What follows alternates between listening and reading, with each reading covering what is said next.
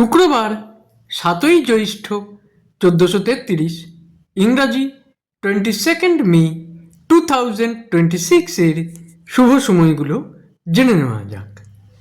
দিনের শুভ সময়গুলো হলো ভোর 5টা 53 থেকে 6টা 42, দুপুর 12টা থেকে 2টো 35, সন্ধ্যা 6টা 10 থেকে 8টা 15, রাত্রি 12টা 40 থেকে 2টো 45, ভোর রাত্রি 3টে 35 থেকে 4টে 55।